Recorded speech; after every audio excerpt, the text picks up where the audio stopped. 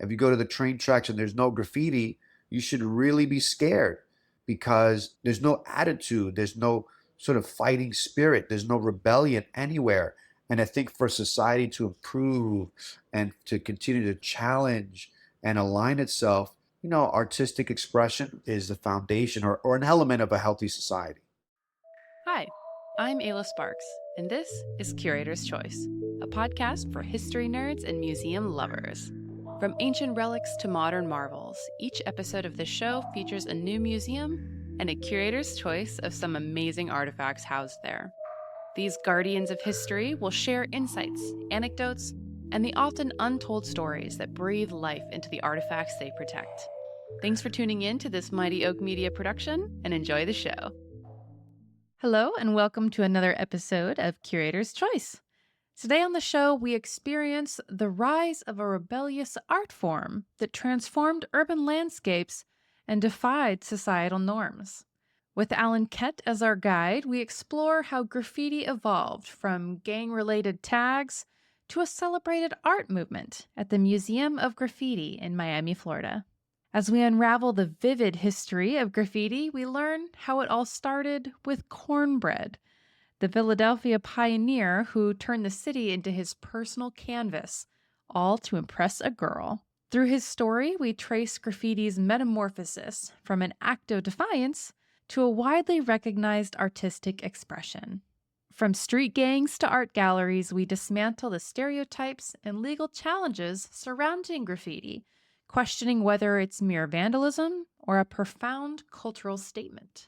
And we'll explore how graffiti artists revolutionized the spray paint industry and started gaining mainstream acceptance in galleries and public spaces. So, without further ado, let's jump right in with Alan. I'm a lifelong graffiti artist, an advocate, an historian, and curator, and it's kind of all things promoting graffiti as a positive art form in society. And finally, in 2019, the Museum of Graffiti was born here in Miami, Florida. And it's, much like most other museums or many other museums in the world, it's dedicated to a particular art form. And so we are focused on graffiti art as an art movement or just as a cultural movement that has been around for thousands of years, but in its current manifestation, at least 50 to 60 years. As many people mentioned, they're sort of not sure if graffiti should be considered art, but we treat it as this incredibly important social phenomenon, cultural phenomenon that is artistic, that is radical, that is young and interesting.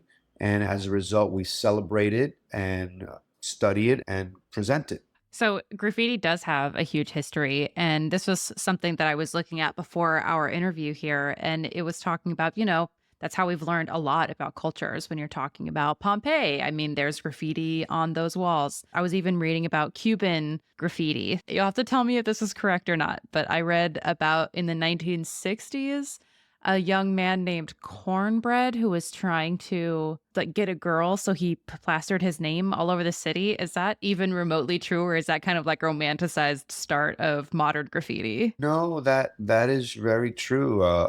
Cornbread has been here at the museum. I've interviewed him a number of times. He started perhaps what was this sort of transition in the 1960s from what was the street writing or the street graffiti at that time, which was mainly, at least in Philadelphia, gang graffiti. And so, gang graffiti has been in American society for almost 100 years, right? Gangs as another social phenomenon and as something that young men and sometimes young women has been around for a long time. And so, growing up in Philadelphia, of course, he encountered that in the 1960s. It was a very, very big gang city.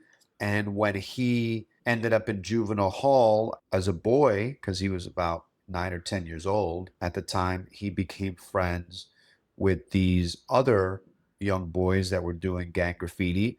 And he ended up coming across and getting this name, Cornbread. And so when he got out in 1967 from juvenile detention, he started writing his name all over Philadelphia. And yes, he was trying to impress a young girl he went to school with, and it sort of kind of went above and beyond perhaps what he imagined. And he wrote all over the city, and it became for him a strong part of his identity. And it also, for the city of Philadelphia, became a strong part of the look of Philadelphia with this word cornbread from one end of Philly, from the north to the south, just everywhere. And so a lot of people consider, or at least he considers himself, the first modern graffiti artist because he wrote his name not with the intention of promoting a gang, but promoting himself. And that was new. And then also he did it citywide, which also is new because he was able to traverse the city and gang neighborhoods where most kids were not able to do. He got that pass because he knew these other kids from being in jail as a kid. And so it was a very different thing. It wasn't necessarily artistically innovative. His words were just regular print in English, kind of what you would write yourself if you had to write the word cornbread on a piece of paper in school. Stylistically, artistically, it wasn't necessarily anything different from what was happening before, just the concept was a bit different. And so, while many people, especially Cornbread, considers himself the modern graffiti artist, I don't necessarily believe it starts with him. I think that he started the notion of graffiti as a way to self identify, as a way to become somebody in the public eye, as a way to claim fame, sort of your 15 seconds of fame, as Warhol would say. And that was new and innovative, but it wasn't necessarily that artistic. It wasn't even trying to be artistic. It was just trying to send a message. I'm here, I'm alive. Cynthia, pay attention to me. That's it. So, did he get the girl? He did not get the girl. Well, I guess if you're going to be one of the people that's starting an artistic revolution in his words, I guess, maybe it's even more tragically poetic that he didn't get the girl. And he didn't stop when he didn't get the girl. He continued. He stopped writing his name on the walls in 1973. That was his retirement. By that time, he had sparked this interest and hundreds, if not thousands, of copycats in Philadelphia, and Philadelphia completely got blanketed by names everywhere. So he did start this incredible trend of self expression and writing your name or your identity on a wall in a way that had never been done before. So he can take credit for this explosion of this movement. He is a pioneer. He is a pioneer. So this transition seems like it's obviously it's a huge part of the history, but you have at first it seems, gang activity seen as super negative, these tagging and this graffiti.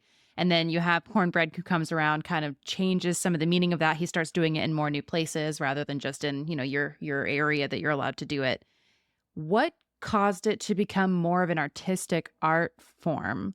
I did read an article that spoke about how once they were able to have areas rather than just trains to quickly tag, they had like underground areas where they could spend time. They actually grew into much more artistic expressions.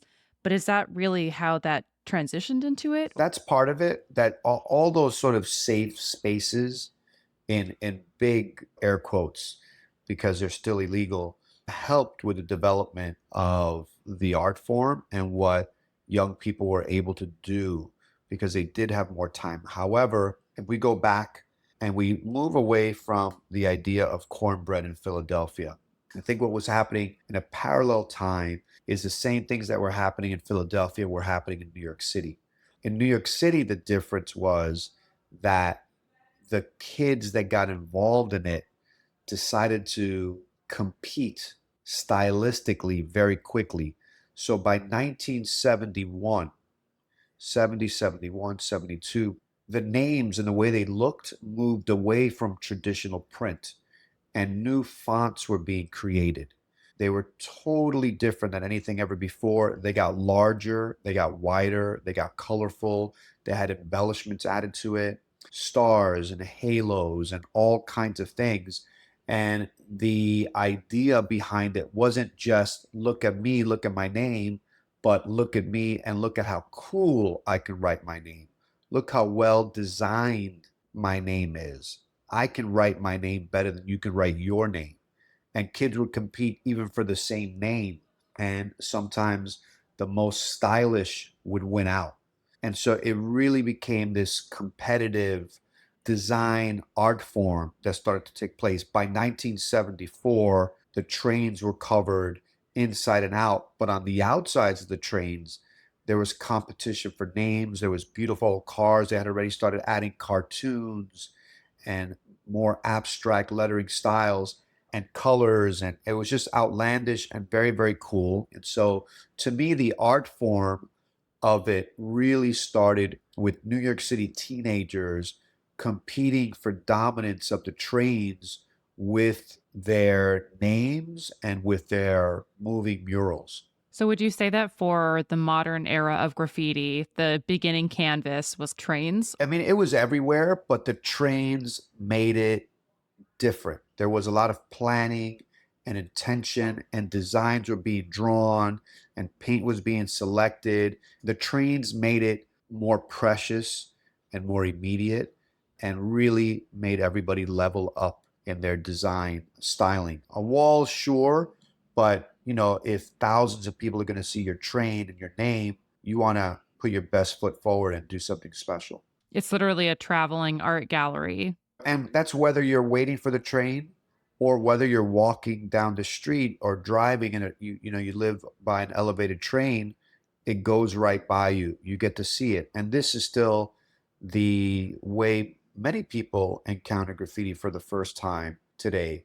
You're standing at a red light as a freight train goes by. And the freight trains now are covered with works of art. And so the public sees these things moving fast. It's hard to understand them if they're moving by so fast, but occasionally they slow down. We get a glimpse and we start to see that there's something else at play here beyond what most people think is just sort of unintelligible scribblings or something. When I was a young girl, I lived in a town where the railroad was about 50 to 60 feet right in front of our front door of our house. And it was pretty active. So there was always these trains going by. And I'd always seen a lot of graffiti. One that actually really sticks out is this really gorgeous one that was the entire train car wide. And it was all these Care Bears. And of course, I was a kid. So I just thought that was the coolest thing. And it was in my goal, I was going to tag a train car. So me and my friends, we had put it on our bucket list as young kids to be real rebels. And we bought some spray paint and we had like black hats and everything. And we thought we were going to be so cool sneaking out and tagging one of these train cars.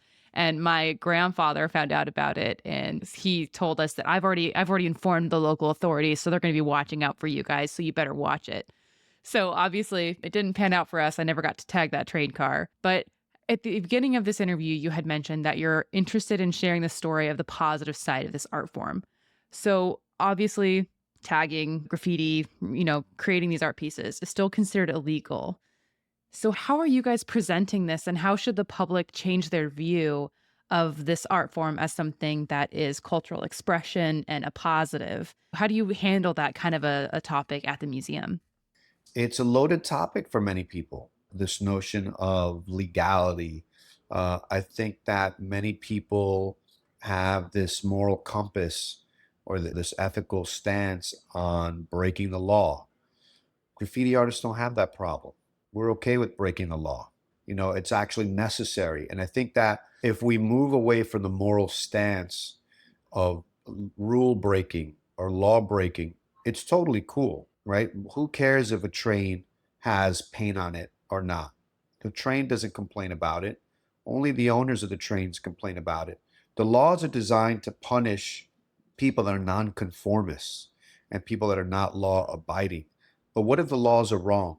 What if the laws are written on the part of the property owners and not in part of the artistic members of society that see it different? So we approach it in different ways. We approach it and explain the side of the artist, First and foremost, we believe, or I take the stances in a lot of my curatorial work, that the artists matter more than the laws, that art is meant to break rules. And in that, there's a social benefit. And so when people come in and visit the museum that are not artists, these ideas are very challenging. They might believe that the paint job on a building is more important than the artistic expression of someone that might come in and write cornbread on their building. I challenge them on that. It's a shocking thing to hear an adult stand behind what people believe is vandalism. But what I further explain and try to engage the public, and different exhibitions do this, some don't, is that in a healthy society, people want to express themselves freely and publicly, and a lot of it is on walls. It's been going on. You mentioned Pompeii earlier. It's been going on for thousands of years, and summarizing it now just for ourselves and pulling ourselves out of world history and saying this is bad. But if we were to zoom out and look at the history of man, this is normal behavior for humans to write on walls, to express themselves, just the walls as public forum. It's nothing new, but we tend to listen to the media and the politicians and corporate interests and business owners that tell us that that's wrong. But if we look back, why is it wrong? It's just expression. It's just what humans do, right or wrong. It's just what it is. And so I try to move people out of the right or wrong discussion and place it in human behavior and human expression. This is just what it is. This is what we do. We also express a lot of, as we talk about the law and how heavy handed the laws might be and how detrimental some of these laws might be to the overall health of not only the artist, but of society as a whole. And so for me, it's a really great conversation to have because it talks about ownership and free expression and artistic expression and legal punishment. And people really, really get into the topic. And some people are converted, some people are not converted. But I think people understand that it's powerful and that it is beneficial. I always tell people this: when you go to cities and there is no graffiti anywhere, or at least when I do, I wonder, where are the rebels? Where are these counterculture people that should be complaining at the mundane existence of this cookie cutter place? If you go behind the mall, you go behind the supermarkets and there's no graffiti, if you go to the train tracks and there's no graffiti, you should really be scared because there's no attitude, there's no sort of fighting spirit, there's no rebellion anywhere. And I think for society to improve and to continue to challenge and align itself, artistic expression, whether more the legal kind than not, is the foundation or an element of a healthy society. When you're talking about graffiti to someone who is a non artist like myself, I would like to imagine I can quilt, but I do not have artistic abilities. In the art community itself, is there a separation between different types of graffiti? There are differences. I mean, within the graffiti community itself, there's different names for different things. If you're an insider, there's a lot of jargon. If you're an outsider, that exists as well. And a lot of people can tell the difference visually by looking at it, even though they might not know the name. As this movement continues to grow, it's a global artistic movement or global vandalistic movement.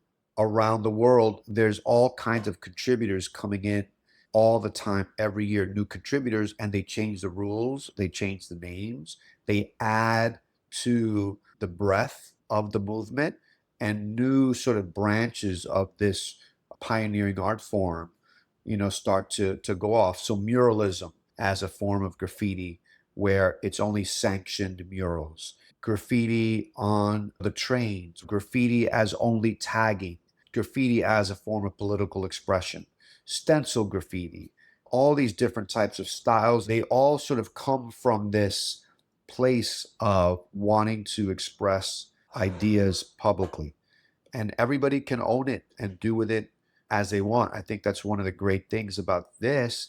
You don't learn it in school. You have to pick up a can or a marker or something and go out and practice it and do it on your own. And you kind of get in where you fit in.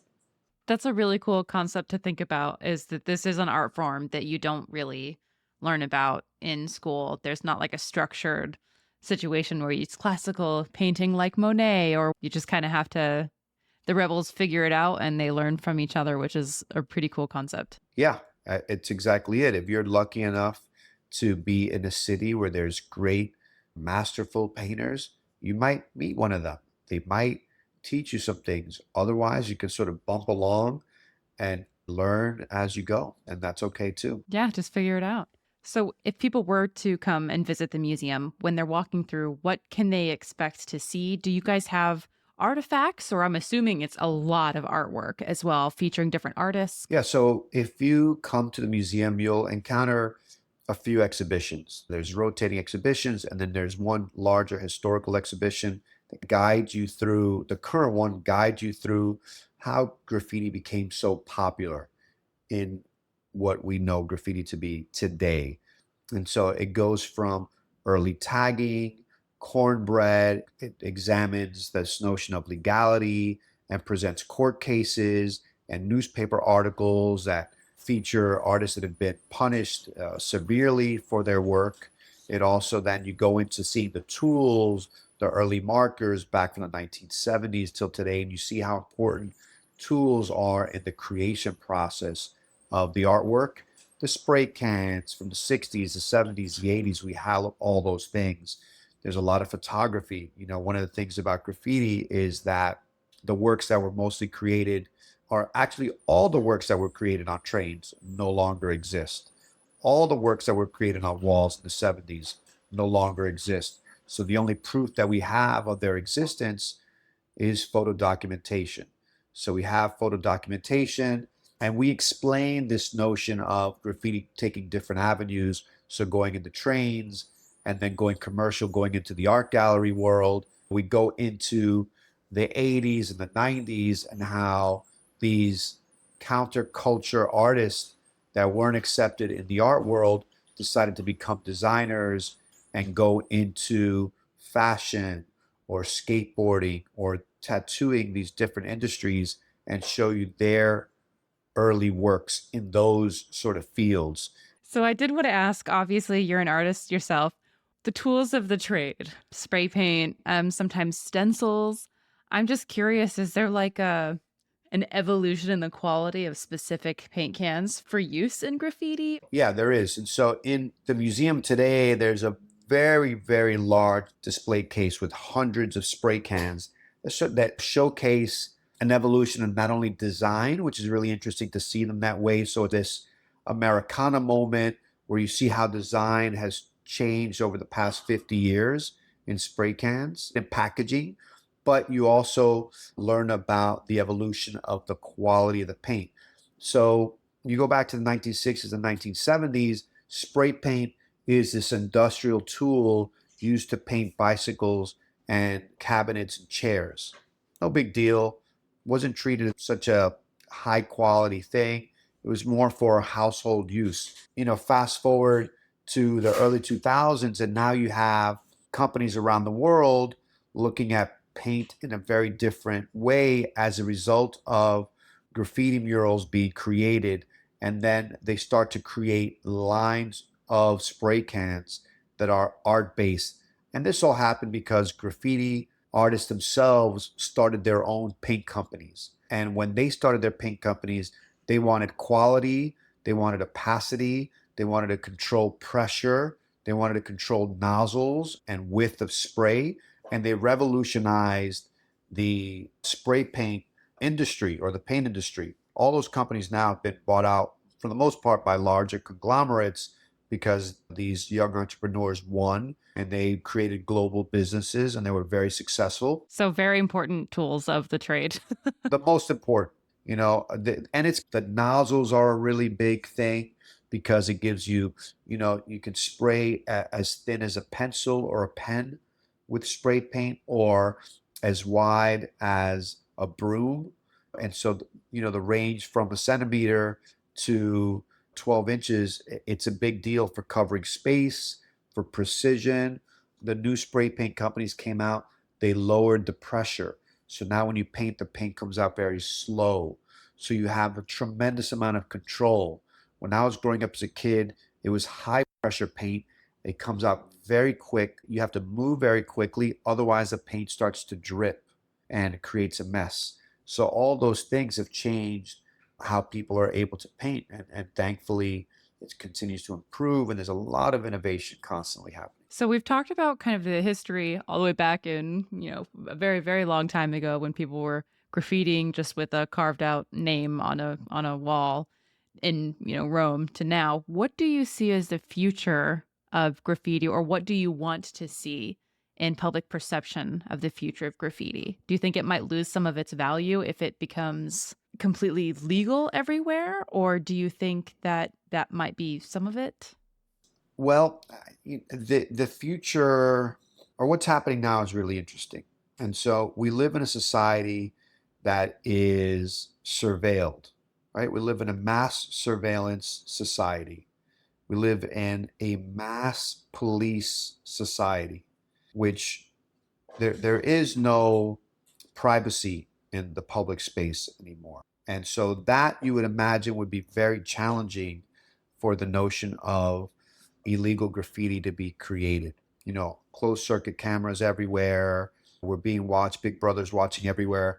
And so the advent of that has really changed in how people approach painting in the street and how to avoid detection. It hasn't deterred anybody. It hasn't stopped anybody. It's just made them more rebellious, more cautious. And so now one of the big trends, and I see this continuing, is artists that rappel off of buildings, like rock climbers, right? They're rappelling off of buildings, and instead of trying to write on the ground floor, they are writing 40 stories up or 10 stories up, and they're coming down on the sides of skyscrapers and bridges and these really remarkable places, and leaving their mark, and it's not easy to remove. And so I think the innovation, a lot of it is in technique, it's in tactics of leaving your name and creating your art where it won't be eradicated. On the municipality side or the city side, a lot of the innovation has come across with surveillance, but also with cleaning and funding. And so now there's more funding than ever to eradicate graffiti in many places. And so the artists have had to come up with ways to outlast these cleaning efforts and just do some things that are radical and quite honestly, extremely dangerous. We see a lot of artists getting injured and trying to do these sort of feats of public art. And there's a lot of tragedy. So that's, I think, one of the big innovations. The other big innovations is that although that is the counterculture part of it and the illegal part of it, on the legal side, artists now have history behind them, and they've learned from their predecessors and from their peers, and they are going into museums. They're going into spaces they were never accepted in. They're having solo exhibitions in museums. They are just doing things that are really grand in scale. On the public art side, sculpture, three-dimensional graffiti, the biggest public commissions that you could ever imagine are being done by former graffiti artists or former taggers. And so now, with the knowledge of everything that's happened in the past, artists know how to package themselves differently. Artists know how to work in a different manner. The way that it was treated before is very different when people from our generation are now the decision makers in institutions and organizations and even in government around the world. And we like this versus our parents or grandparents' generation that did not like this. And so we're going more in the mainstream, which I think is positive because artists are able to make a living now and don't necessarily only have to paint in the street. I think another thing that's happening is that artists could have a dual personality. There's a duality to their work.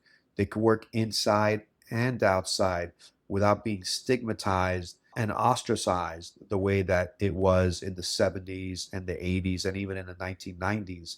Now it's okay to be an outsider artist in the street and come indoors. It's actually seen as very cool and actually maybe even better than someone who's gone to traditional art school.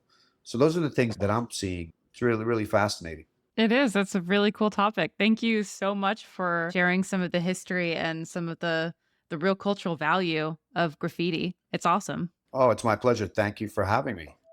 Thank you so much for tuning in and supporting Curator's Choice, a Mighty Oak Media production.